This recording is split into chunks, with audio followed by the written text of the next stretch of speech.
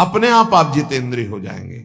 शरीर एक रथ है, बुद्धि इस रथ को चलाने वाला सारथी है, बैठने वाला जीवात्मा है, मन लगाम है, इंद्रियां घोड़े हैं, विचरने की जगह विषय भोग है। ये घोड़े विषय भोग का चारा चरने के लिए जाएंगे। अगर मन रूपी लगाम को बुद्धि रूपी सारथी ने ठीक से खींचा नहीं तो ये खंडक में गिरा देंगे।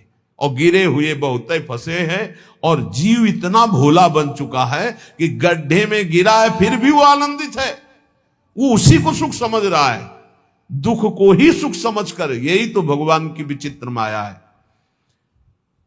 जिसे तुम सुख समझते हो वो सुख की छाया है, समझ पड़ती नहीं ये गिरधर की माया है। भयानक दुख के अंतर में वो डूबा हुआ भयानक परिणामों को प्राप्त होगा, लेकिन उसमें सुख का अनुभव कर रहा है। त्यक्त संगो जित क्रोधो लघ्वाहारो, तो अपने आप जितेंद्रिय हो जाएंगे। देख लेना, घृणा हो जाएगी यार, घृणा। कौन सा ऐसा सुख है जो घृणा के योग्य ना हो? लौकिक बढ़िया से बढ़िया पदार्थ खाओ, तत्काल हम उसे वापस उलटते हैं, देखने लायक नहीं रह जाएगा। चिकनी चमड़ी केवल देखकर फंस रहे हैं, कुछ नहीं, पूरा जीवन बर्बाद हो जाता है। धर्म के लिए तो सेवन करने के लिए ठीक है, बकाया भगवत प्राप्ति के लिए जितेंद्रिय चलो, ठीक से चलो। पिधाय बुद्ध्या द्वाराणि मनो ध्याने निवेशयेत्, शून्य स्वेवावकाके गुहासु च वनेषु च, नित्य युक्ता सदा योगी ध्यानम सम्यक उपक्रमेत। श्री दत्तात्रेय जी महाराज कह रहे हैं, बुद्धि को परमात्म चिंतन से इतनी बलवान बनाओ कि अपनी इंद्रियों के द्वारों से घसीट कर उसे भगवान में स्थित करो। हर इंद्रिय द्वार बंद, अंतर्मुख इंद्रियों को करके परमात्म चिंतन में लव। शून्य स्वेवावकाशेषु, एकांत स्थल में कुछ देर बैठने का अभ्यास करना चाहिए। एकांत सुख मास्यताम, 24 घंटे में 48 मिनट का तो रख ही लो शांत एकांत। अपने कमरे में शयन के समय आधा पौन घंटा अगर आप निकाल पावे, बड़ा आनंद आएगा। 24 घंटे आप सेवा दिनचर्या में लगे, आधा घंटे निकाल लो या 48 मिनट शांत बैठ जाओ। बिल्कुल कोई माला नहीं, कोई क्रिया नहीं, बिल्कुल आप इस बात को देखना करके शांत बैठो। पहले बैठ जाओ। अब देखो आपका मन कहां है, तत्काल देखिए। जो ही शांत बैठे, अब है कहां? जो सामने रूप आ रहा है, चाहे वो वस्तु हो, व्यक्ति हो, स्थान हो,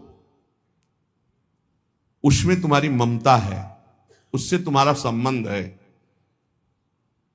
वस्तु, व्यक्ति, स्थान, प्रभु आ रहे हैं कि संसार का कोई वस्तु, व्यक्ति, स्थान आ रहा है? यदि कोई संसार का वस्तु, व्यक्ति, स्थान आ रहा है तो तत्काल उसमें भगवत भावना करो, या वहां से हटा के तत्काल अपने गुरुमंत्र में लगाओ। शांत एकदम बैठो। अब उस समय जांच करो कितनी बार किसका रूप आया। प्रभु का कितनी बार आया, संसार, और जिसका जितनी बार आए उससे अधिक नंबर देखिए कि 5 बार तो उस पुरुष का आया, 5 बार उस स्त्री का आया, और एको बार प्रियाजू का नहीं आया। इसका मतलब अभी प्रियाजू में हमारा मन नहीं लगा, अभी यहां स्त्री पुरुष में, वस्तु में, व्यक्ति में, स्थान में लगा। जांच करो और हृदय में पश्चाताप करो। धिक्कार है, इतना समय हो गया, एक बार भी प्रियालाल का रूप नहीं आया। यही सांसारिक रूप आ रहे, ये सांसारिक वस्तुएं आ रही। धिक्कार है हमारे मन को, धिक्कार है हमारे जीवन को। ये हम आपको आंतरिक बात कह रहे हैं। पूज्य भाई जी महाराज, जिस समय मन को धिक्कार दिया जाता है, जलन होती है, जब जलन होती है तो निर्मल होता है, निर्मल होता है, निष्पाप होता है, मल भस्म होता है। जो ताप अंदर मन में होता है प्रायश्चित का, उससे। अब बार बार सामने आपको जो गुरुमंत्र मिला है उसको लिखिए। कोई माला नहीं, बहुत आराम से, कोई जल्दीबाजी नहीं, 1 मिनट में एक बार लिखेंगे। यहां कोई संख्या हम नहीं बोल रहे, यहां कोई आपको नहीं कि 108 बार करना है कि 50 बार करना, 5 बार करो केवल। हम कह रहे 5 बार आराम से लिख रहे, शांत बैठे, खूब आराम से बढ़िया रा बहुत बढ़िया, धा, राधा, राधा, रात। आप देख लीजिए, अब ये भाग जहां रहा है, पकड़ो कहां भाग के जा रहा है। इस वस्तु से क्या संबंध है, इस व्यक्ति से क्या संबंध है, कितनी बार इसको छुआ है, देखा है, भोगा है, मिले हैं, सूंघा है, कितनी जन्मों में। धिक्कार तुझे मन, जो तू राधा नाम को छोड़कर, प्रियाजू के इस अमृत में नाम को छोड़कर भाग रहा है, फिर उसे लाओ नाम में, फिर लाओ नाम में। आप देखिएगा एक दिन उसी रा और धा के बीच में प्यारी जो और प्यारे जो मुस्कुराते दिखाई देंगे। देख लेना, एक समय 24 घंटे में ऐसा निकालो जिस समय आप अपनी अंतःकरण की वृत्ति को बार बार बाहर जाते हुए घसीट कर अंतर में लगाओ।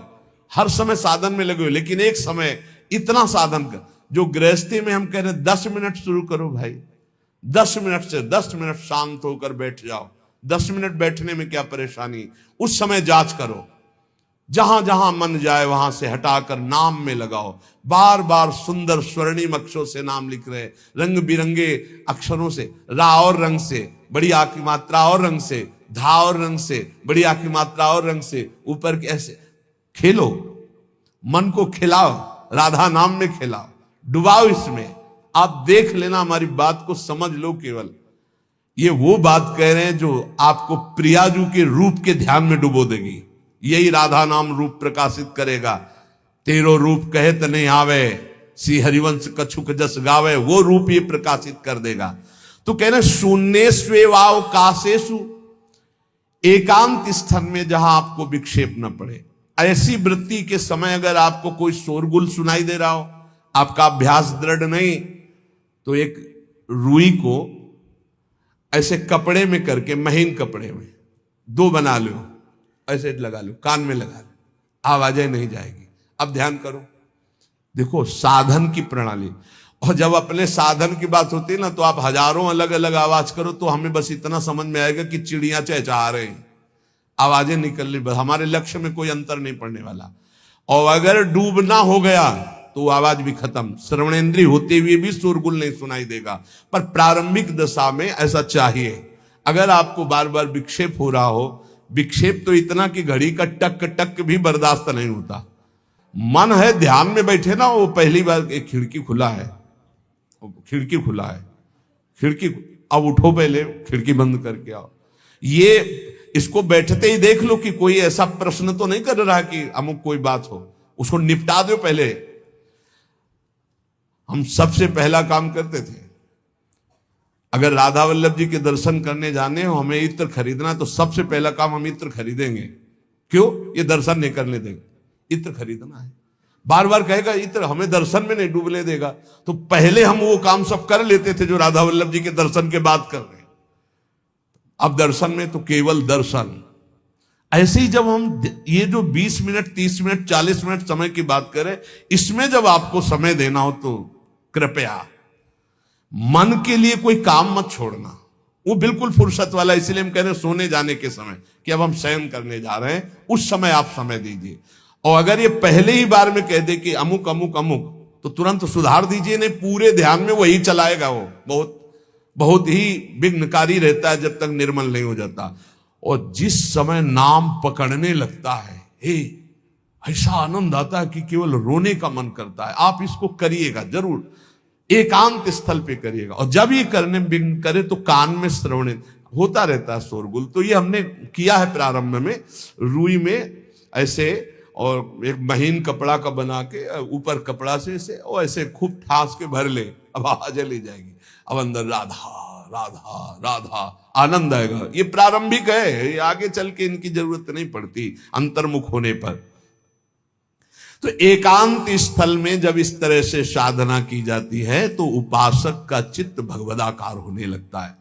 कह रहे वही सच्चा सन्यासी है।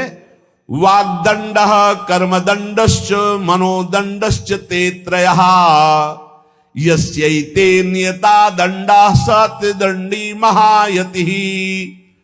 श्री दत्तात्रेय जी महाराज कह रहे हैं वाग्दंड, जिसने वाणी को, वाग्दंड मौन में स्थित कर दिया। वाग्दंड यही प्रपंच की वार्ता नहीं बोलनी, भगवद वार्ता केवल बोलनी। वाणी को दंडित करो, ये बहुत चटर चटर प्रपंच की बातें करती, नाम जपने में इसको थकान लगती है, प्रपंच की बातें करने में नहीं। इसलिए इसको मौन के द्वारा वाणी को शासन में रखो, या तो भगवत चर्चा या मौन। दूसरा कर्मदंड, जो सन्यासी होता है वो निष्कर्म अवस्था की तरफ बढ़ता है। प्रापंचिक कर्मों को करते हुए भगवान नाम स्मरण करके यदि कर्म समर्पण कर दिया जाए तो वही गति प्राप्त होती है। ये तो सर्वाणि कर्माणि मयि सन्न्यस्य मत्पराः, प्रापंचिक कर्म है, व्यापार, नौकरी आदि नाना प्रकार के। लेकिन इन कर्मों को भगवत स्मरण करते हुए किया जाए, भगवत समर्पित कर दिया तो वही गति प्राप्त होती है जो निष्कर्म अवस्था को प्राप्त सन्यासी की होती है। 3 दंड होते हैं, वागदंड और एक होता कर्मदंड, शरीर को निश्चेष्ट रखना, निष्क्रिय रखना, और मनोदंड, मन को निसंकल्पित रखना, कोई संकल्प न बनना। इसे संन्यास भाव को प्राप्त महापुरुष की अवधूत स्थिति तक पहुंचने का यह रास्ता है। वागदंड, कर्मदंड, मनोदंड, वाणी को मौन के द्वारा, शरीर को निश्चेष्टता के द्वारा निष्कर्म स्थिति के लिए, और मन को निसंकल्पता के द्वारा, कोई संकल्प न बनावे, ऐसा का ऐसा, ऐसा नहीं, जैसा प्रभु जब चाहे जैसा, हमारा कोई संकल्प विकल्प नहीं। वाणी से भगवत चर्चा, शरीर से भागवतिक कर्म, नहीं तो सांसारिक विरत बहुकर्मा, निरत निरंतर सज्जन धर्मा। अब एक परम धर्म की बात का वर्णन कर रहे हैं। गृहस्थ धर्म में जैसे है, या जिनके पास बहुत अर्थव्यवस्था है, उनको चाहिए कि गौ सेवा से बहुत जल्दी शरीर पवित्र होता है, हृदय भी पवित्र होता है, और गोविंद भी प्रसन्न होते हैं। यदि गावः प्रदक्षिणेर कार्या वंदनीया ही नित्यशः मंगलायतनम दिव्याः श्रेष्ठास्त्वेता स्वयं भुवा। यदि गाय घर में पाली जाए या गौशाला खोली जाए और गौओं की सेवा की जाए, जिनके पास अर्थ है, भाव है, भगवान स्वयं श्री कृष्णचंद्र जी ने गौ सेवा स्वीकार की, गौवें चराई। गौओं की परिक्रमा करने से, जैसे आप प्रभु के बिहारी जी के मंदिर की 4 परिक्रमा करें तो जो फल आपको मिलेगा, वही गाय की 4 परिक्रमा कर लें तो आपको प्राप्त हो जाएगा। गौ की प्रदक्षिणा से, गावः प्रदक्षिणी कार्यावंदनीया ही नित्यशः, जो रोज गाय को प्रणाम करता है और गाय की प्रदक्षिणा करता है तो भगवत प्रदक्षिणा का उसे फल प्राप्त होता है। जहां गौएं विराजमान होती हैं वो बड़ा पवित्र दिव्य तीर्थ स्थल माना जाता है। गौएं जहां विराजमान रहती, गौशाला में भजन करे तो कई गुना बढ़कर के प्राप्त होता है। स्वयं ब्रह्मा जी ने गौओं को दिव्य गुणों से विभूषित बनाया है।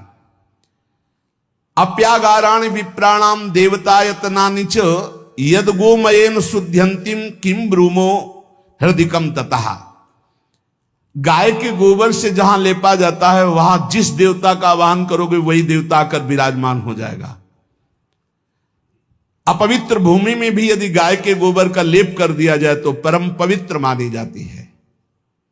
गाय बहुत पवित्र, जहां वो बैठती है, जहां वो मूत्र त्याग करती, गोबर त्याग करती, वो स्थान तीर्थ तुल्य पवित्र माना जाता है। भगवान जब गाय के पीछे पीछे चलते तो गोरज उड़कर उनके मस्तक पर विराजमान होती, उनके मुखारविंद पर विराजमान होती। बाल गोविंद के अनिष्टों को दूर करने के लिए गाय के पूंछ को उनके ऊपर ऐसे झाड़ा देती थी मैया। जब गुरुमंत्र वैदिक सिद्धांत से दिया गया था पहली बार, तो पंचगव्य पिलाया गया था। गोमूत्रम गोमयम क्षीरम दधि सर्पिस्तथैव च गवाम पंच पवित्राणि पुनंत सकलम जगत। कितना भी बड़ा पापी हो, अगर पंचगव्य पिलाया जाए तो वो वैदिक मंत्रों को स्वीकार करने लायक हो जाता है, पवित्र हो जाता है। पंचगव्य में 5 चीजें गाय की होती है। गाय का मूत्र, गाय का गोबर, गाय का दूध, गाय का दही और गाय का घी, ये पांचों मिलाकर पंचगव्य पिलाया गया था। पहली बार जब वैदिक मंत्र दिया गया था तो पंचगव्य बनवाया था गुरुदेव भगवान ने सन्यास, और वो पिलाया था। ये पंचगव्य पिलाने से अपवित्रता का नाश होकर पवित्रता का संचार होता है। इसलिए धन्य है उनका जीवन जो गौ सेवा परायण है भगवत भाव से। गाय में साक्षात भगवान का भाव रखकर गौ सेवा करते हैं। त्रसिता गौर गृहे बद्धा गेहे कन्या रजस्वला देवशास्त्र सन्निर्माल्य हंति पुण्यम पुराकृतम। यदि घर में गाय बंधी है और भूखी है और प्यासी है तो तुम्हारे सारे पुण्य नष्ट हो जाएंगे। अगर घर में रजस्वला कन्या बहुत काल तक है और उसका विवाह आप नहीं कर रहे हैं तो आपके सारे सुकृत नष्ट हो जाएंगे। यदि घर में ठाकुर जी विराजमान है, कर का पहनाया हुआ माला सुबह तुमने देख लिया तो तुम्हारे सारे पुण्य नष्ट हो जाएंगे।